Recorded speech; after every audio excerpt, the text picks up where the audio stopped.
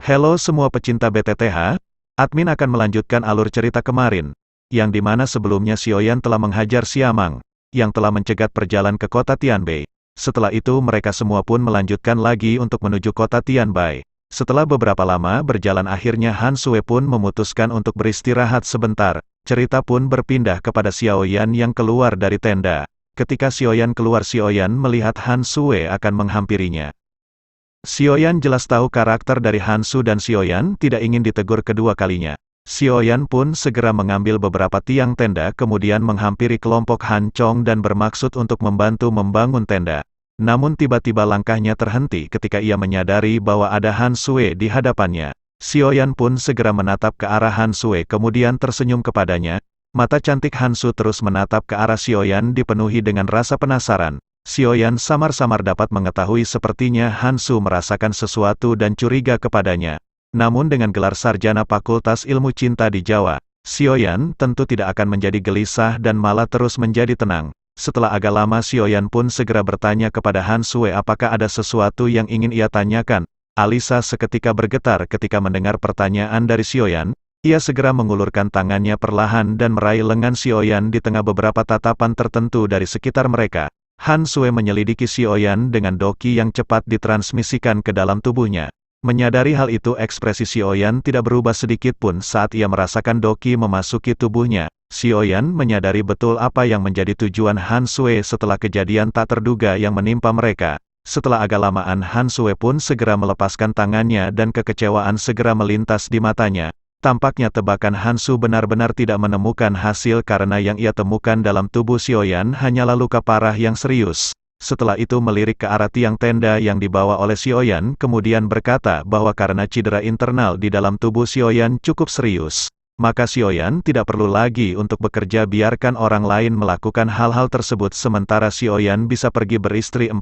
Maksudnya beristirahat. Menanggapi hal itu Xiaoyan sedikit tertawa kemudian berkata meskipun Xiaoyan terluka Xiaoyan bukanlah orang yang tidak berguna. Melanjutkan perjalanannya membawa tenda ke arah kelompok Han Chong yang sedang memasang tenda. Han Sue hanya mampu terdiam sambil melihat punggung Xiaoyan yang meninggalkan dirinya. Singkat cerita malam harinya Xiaoyan berada di dalam kamp kemudian melakukan proses latihan dan penyembuhan. Setelah agak lama Xiaoyan pun membuka mata. Dan Xiaoyan kemudian terkejut menyadari apa yang ada di dalam tubuhnya. Xiaoyan menghirup nafas dalam dan terkejut ketika menyadari adanya kekuatan spasial dalam tubuhnya. Kekuatan spasial adalah kekuatan misterius yang bahkan seorang elit di tingkat dojong agak kesulitan untuk mengendalikannya. Sebelum mencapai kelas tersebut bahkan seorang ahli di kelas Do Huang tidak akan memiliki kualifikasi untuk mengendalikannya. Namun benang energi berwarna perak yang muncul dalam doki Xiaoyan adalah kekuatan spasial yang benar-benar asli. Seketika Xiaoyan berpikir sepertinya kekuatan spasial ini telah tertinggal ketika di dalam terowongan ruangan angkasa dihancurkan. Dengan kata lain Xiaoyan mendapatkan kekuatan misterius ini ketika Xiaoyan dalam lubang cacing menuju dataran tengah. Selain itu untuk beberapa hal yang tidak dapat diketahui alasannya ternyata reaksi energi tidak menyebar melainkan bercampur dengan doki milik Xiaoyan. Hal ini benar-benar dapat disebut kasus berkah karena adanya bencana. Xiaoyan pun merasa sangat senang karena dirinya saat ini memiliki kekuatan spasial walaupun kekuatannya sangatlah lemah. Setelah itu Xiaoyan pun menarik tangan dan mengepalkan tinjunya kemudian melesatkan ke arah ruang kosong yang seketika menjadi terdistorsi. Seketika Xiaoyan pun tersenyum dan merasa sangat senang dengan kekuatan baru yang ia miliki. Singkat cerita perjalanan masih terus berlanjut seperti yang dikatakan oleh Han Chong. Perjalanan setelah ngarai 10.000 ular sangat benar-benar mulus. Selama beberapa hari tersisa mereka bertemu dengan beberapa masalah kecil namun tidak menyebabkan kecepatan konvoi berkurang. Oleh karena itu kota Tianbei juga semakin dekat selama beberapa hari perjalanan tersebut. Sementara itu Xiaoyan masih terus melakukan proses latihan dan penyembuhan dirinya. Pada saat ini kekuatan Xiaoyan telah pulih di kisaran 70 hingga 80% dari kekuatan semula. Namun saat ini Xiaoyan benar-benar tidak ingin mengungkapkan kekuatan yang ia miliki. Xiaoyan merasa senang dengan sikap orang-orang yang selalu berterus terang dalam konvoi tersebut dan tidak ingin membuat mereka menaruh rasa hormat kepada Xiaoyan. Xiaoyan benar-benar tidak ingin mereka akhirnya menjadi jauh darinya setelah menambahkan sedikit sesuatu yang lain ke dalam persahabatan yang telah mereka buat selama beberapa hari. Beruntung dengan kekuatan Xiaoyan saat ini kemungkinan besar bahkan Han Sui di dalam kelompok Honpoi tidak akan bisa menemukan jika Xiaoyan telah menyembunyikan auranya. Selain itu, karena adanya kekuatan spasial yang kecil dalam tubuh Xiaoyan bahkan beberapa ahli di kelas puncak Do Huang atau bahkan elit Dojong akan kesulitan mengidentifikasi kekuatan sejati Xiaoyan jika ia ingin menyembunyikannya. Meskipun Xiaoyan berpikir bahwa ia telah mampu menyembunyikan kekuatannya dengan sempurna. Namun Xiaoyan menyadari sikap Han Yue terhadapnya selama beberapa hari perjalanan telah berubah. Menyadari hal itu Xiaoyan pun bertanya-tanya apakah naluri dan insting dari seorang wanita benar-benar sangat kuat. Xiaoyan pun hanya mampu menggelengkan kepala kemudian memutuskan untuk lanjut masuk ke dalam proses latihan. Singkat cerita perjalanan pun telah masuk ke hari kelima dan mereka segera mendirikan camp lalu tiba-tiba burung pembawa pesan datang menghampiri kelompok dari Han Chong. Han Su pun segera menerima pesan yang dibawa oleh seorang penjaga dan perlahan membukanya. Mata cantiknya bergetar sementara wajahnya yang cantik perlahan menjadi sedingin es sebuah kemarahan bahkan melintas di matanya setelah selesai membaca surat tersebut. Menyadari hal itu Han Chong segera bertanya apakah yang telah terjadi. Han Sui berkata surat tersebut dikirim dari Han dan menyebutkan bahwa klan Hong berencana untuk menyerang klan Han. Mereka meminta Han Sui untuk berhati-hati selama perjalanan kembali ke klan Han. Mendengar hal itu Han Chong pun terlihat marah kemudian bertanya apakah yang direncanakan oleh para bajingan tersebut kali ini. Han Sui pun termenung kemudian berkata ketua dari klan Hong menginginkan kakak perempuannya dan Han Sui menikah dengan seseorang bernama Hon Chen. Namun aku tahu niat asli klan Hong, yaitu dia ingin mengambil alih klan Han, dan jadi penguasa sepenuhnya kota Tianbei. Ekspresi cukup banyak orang di sana menjadi gelap setelah mendengar perkataan tersebut. Setelah itu Han Sui berkata bahwa mereka akan memasuki area kota Tianbei besok dan semua orang harus berekstra hati-hati. Mereka pun mengangguk kemudian Han Sui segera kembali ke tendanya. Setelah itu Xiaoyan pun berinisiatif bertanya kepada Han Chong. Apakah yang telah terjadi? Han Chong menarik nafas kemudian berkata bahwa klan Hong adalah klan terkuat di kota Tianbei. Bahkan dengan kekuatan dari klan Han mereka masih sedikit lebih rendah dibandingkan dengan klan Hong. Selain itu alasan lain adalah bahwa klan Hong memiliki sedikit hubungan dengan paviliun petir angin. Orang yang paling menonjol dari generasi ini adalah Hong Chen. Ia adalah seseorang dari Whitening Pavilion, yang sangat dihormati di dalam klan Hong. Klan Hong sendiri menggunakan nama Winlining Pavilion untuk memperluas reputasi dan pengaruhnya dalam beberapa tahun yang singkat ini. Bagaimanapun paviliun petir angin dapat dianggap sebagai vaksin tingkat atas di seluruh wilayah utara dataran tengah. Oleh karena itu klan Han akan sangat rendah jika dibandingkan dengan mereka. Setelah penjelasan Han Chong kejutan pun melintas di mata Xiaoyan ketika mendengar nama yang familiar disebutkan. Xiaoyan terdiam hingga akhirnya Han Chong lanjut berbicara. Ia berkata bahwa sepertinya klan Han akan menghadapi beberapa kerusuhan. Ia akan meminta nona muda untuk memberikan Xiaoyan sejumlah uang setelah mencapai kota Tianbei. Xiaoyan harus pergi sendiri dan menghindari keterlibatannya dalam perseteruan tersebut. Mendengar hal itu Xiaoyan hanya tersenyum. Hingga akhirnya Han Chong memerintahkan semua orang untuk beristirahat lebih awal. Ia meminta semuanya untuk meningkatkan jumlah penjagaan malam ini dan bersiap dengan kemungkinan yang terburuk. Mereka pun mengangguk kemudian segera melakukan apa yang diperintahkan oleh Han Chong. Setelah itu Han Chong juga mempersilakan Xiaoyan untuk lanjut beristirahat, agar cepat pulih dari luka-lukanya. Xiaoyan pun mengganggu kemudian berdiri dan menyapa semua orang sebelum akhirnya berjalan kembali ke tendanya. Singkat cerita hari pun berganti dengan konvoi yang telah melanjutkan perjalanan. Tiba-tiba terdengar suara teriakan keras yang meminta semua orang untuk bersiap dan meningkatkan penjagaan. Karena mereka telah memasuki wilayah kota Tianbei hati semua orang pun menegang dan mereka mengangkat kepala kemudian melihat papan nama batu di ujung jalan. Tak lama setelah itu benar saja mereka mengalami serangan di mana banyak anak panah yang melesat ke arah mereka. Melihat serangan tersebut mereka pun segera bersiap dengan doki yang melonjak hingga akhirnya berhasil menepis anak panah. Namun tak lama ledakan terdengar bersamaan dengan banyaknya sosok hitam yang muncul menghalangi jalur ke kota Tianbei. Dua lelaki tua di depan kelompok sosok hitam adalah orang-orang yang paling dikhawatirkan oleh Han Chong dan yang lainnya. Kedua orang tersebut mengenakan jubah merah dengan lencana berwarna merah serupa di dada mereka. Secara alami kelompok Han Chong mengetahui bahwa mereka berasal dari klan Hong. Tidak setelah itu salah satu sosok melirik ke arah kereta yang berisi Han Sui di dalamnya. Dia tertawa kemudian meminta Han Sui untuk keluar karena tujuan mereka ke sini adalah untuk menemuinya. Seketika pintu kereta pun perlahan dibuka dan Han Sui yang cantik dengan wajah dingin perlahan turun dari kereta. Tatapannya yang dingin saat ini menatap ke arah kedua lelaki tua yang sedang tertawa. Han Sue segera berkata bahwa sungguh tak terduga kedua yakni Ketua Hong Mu dan Ketua Hong Li datang hanya untuk menangkap seorang gadis kecil sepertinya. Secara alami menyadari bahwa kedua sesepuh dari klan Hong ini memiliki kekuatan di sekitar bintang 4 Do Huang. Mereka bahkan dikatakan lebih kuat dari Siamang yang telah memblokir jalannya sebelumnya. Sekarang keduanya telah bertindak bersama-sama dan kemungkinan ia akan mengalami kesulitan untuk melarikan diri dalam situasi ini. Setelah itu Hong Li berkata bahwa Han Sue harus mengikuti perintah dan ikut pergi bersamanya. Menanggapi hal itu Han Sue pun terlihat marah kemudian dengan segera mengeluarkan pedangnya. Hong Li segera menggelengkan kepalanya saat melihat Han Su berusaha untuk melawan, ia pun segera melangkah maju dan seketika muncul di depan Han Sue. Dengan lambaian tangannya seketika angin panas dan kuat yang membawa aura bertekanan memblokir semua jalan mundur bagi Han Sue. Kepuncatan segera muncul di wajah Han Su saat ia melihat Hong Li yang telah menggunakan semua kekuatannya sejak awal. Han Sue menjadi semakin kesal kemudian mengayunkan telapak tangannya segera ke arah Hong Li.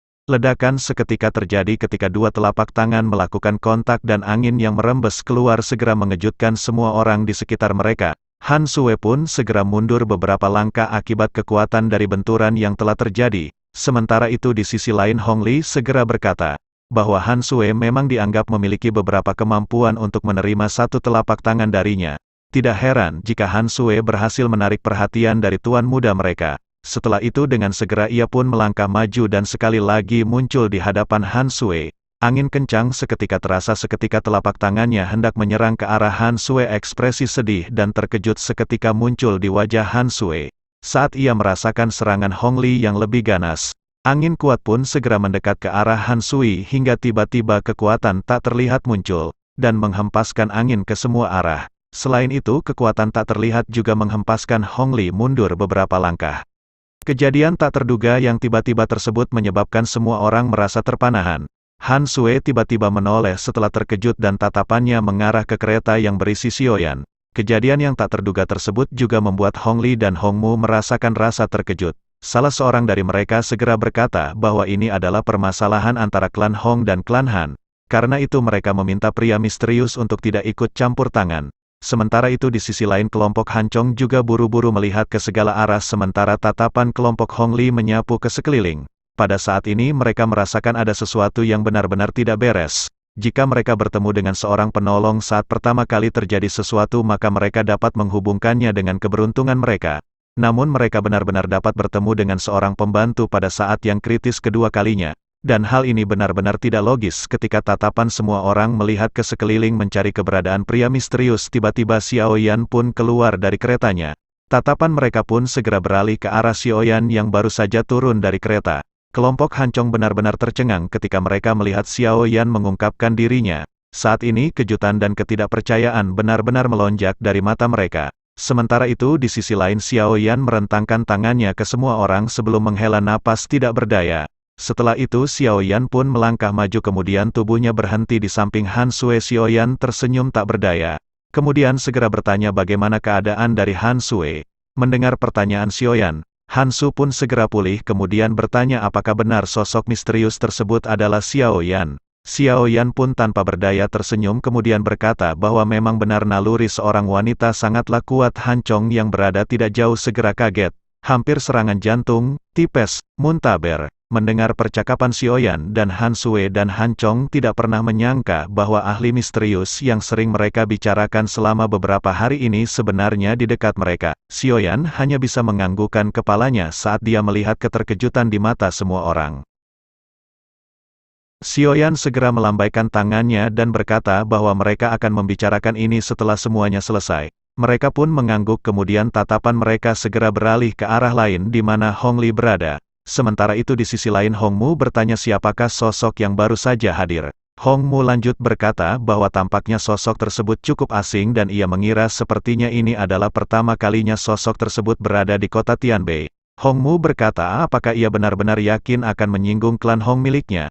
Mendengar perkataan dari Hong Mu Xiao Yan pun segera berkata bahwa sepertinya mereka tidak akan sanggup untuk mengambil seseorang di hadapan Xiao Yan. Jelas perkataan tersebut mengandung ledekan kepada kedua orang yang berada di hadapannya. Han Chong di samping segera terkejut dengan Xiaoyan yang tidak menjawab pertanyaan dan malah meledek mereka berdua. Mendengar perkataan dari Xiaoyan, Hong Mu pun seketika menjadi sangat marah dan berkata bahwa bocah tersebut memang benar-benar sangat sombong. Ia bertanya-tanya bagaimanakah sosok bocah sombong tersebut akan mengalahkan mereka sementara ada dua orang yang akan menghadapinya. Menanggapi hal itu Xiaoyan pun segera berkata bahwa mereka dapat maju bersama untuk menghadapinya. Hansu seketika terkejut setelah mendengar ternyata dari Xiaoyan yang lanjut berjalan. Han Sue tiba-tiba merasakan keberanian yang tidak diketahui dan perasaan aman muncul dari hatinya. Sementara itu di sisi lain Hong Li yang benar-benar sangat marah setelah dipentakkan oleh serangan tak terlihat, segera mengepalkan tinjunya ia berteriak memerintahkan semua prajurit untuk bergerak dan memburu semua orang yang ada di hadapan mereka. Setelah mendengar teriakan dari Hong Li banyak sosok hitam dari belakang berteriak dengan sangat marah. Mereka segera melesat dengan aurat kuat yang menakutkan menyerang ke arah kelompok Han Chong. Ekspresi dari kelompok Han Chong pun sedikit berubah saat melancarkan serangan. Sementara itu Xiaoyan menghentikan langkahnya kemudian mengepalkan tinjunya. Energi tak terlihat dengan cepat menyebar saat Xiaoyan mengepalkan tangannya.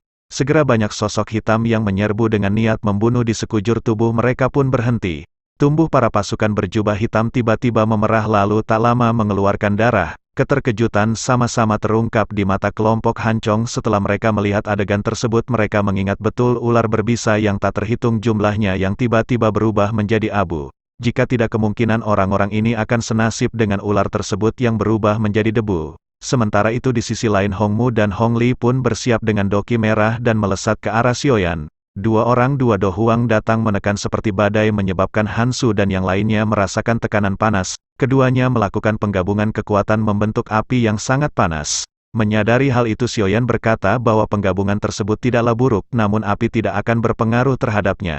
Setelah itu Xiaoyan pun menjentikkan jarinya kemudian api hijau segera melonjak membentuk piton yang sangat besar berhadapan dengan mereka. Ledakan keras pun segera terjadi setelah kedua serangan saling bertabrakan. Api merah besar yang membentuk naga seketika ditelan oleh api hijau yang ukurannya sangatlah kecil. Setelah itu Xiaoyan melambaikan tangannya dan api hijau segera ditarik setelah menelan api merah yang sangat besar.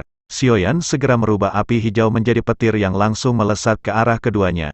Tabrakan keras kembali terjadi dengan api yang berbentuk petir menabrak dada keduanya. Melihat hal tersebut kelompok Han Chong mengeluarkan seruan saat mereka melihat Hong Li dan Hong Mu terpental. Sementara itu Han Sue langsung benar-benar sangat terkejut dengan kemampuan asli yang dimilikinya Xiaoyan. Melihat usia tidak tampak jauh terpaut dengan Han Sue namun kemampuan Xiaoyan yang saat ini benar-benar sangat menakutkan. Bahkan Hong Li dan Hong Mu dua ketua dari klan Hong yang memiliki reputasi cukup kuat di kota Tianbei. Sebenarnya dapat dikalahkan dengan sangat menyedihkan. Dengan bakat dan pencapaian seperti itu kemungkinan besar Xiaoyan tidak akan kalah dengan Hon Chen dari klan Hong. Sementara itu di sisi lain Hong Mu segera berkata bahwa kekuatan pemuda tersebut benar-benar terlalu kuat. Oleh karena itu hal yang terbaik saat ini adalah mereka pergi dari medan pertempuran. Menyadari hal itu Hong Li pun segera mengangguk kemudian mereka mengeluarkan sayap doki dan melesat pergi. Melihat hal itu Xiaoyan menggelengkan kepalanya kemudian segera berteriak bahwa karena mereka sudah menyerang maka mereka tidak akan pergi dengan mudah. Tak lama api tak terlihat tiba-tiba muncul di depannya dan teriak menyebar ke segala arah. Energi tak terlihat segera menangkap kedua orang yang telah melarikan diri seperti kilat. Seketika tubuh keduanya pun tiba-tiba menegang dan seteguk darah panas keluar dari mulut mereka. Sebelum mereka punya waktu untuk melarikan diri tiba-tiba Xiao yang tepat berada di belakang mereka seperti hantu. Dengan jentikan jarinya angin segera bertiup dan pemandangan keduanya menjadi gelap. Kejadian tersebut berlangsung begitu cepat membuat Han Sue dan yang lainnya tidak menyadari apa yang terjadi. Mereka hanya mengetahui tiba-tiba dua sosok tubuh melesat menghantam tanah di hadapan mereka. Setelah itu tiba-tiba sosok Xiaoyan pun berdiri tegak di hadapan mereka.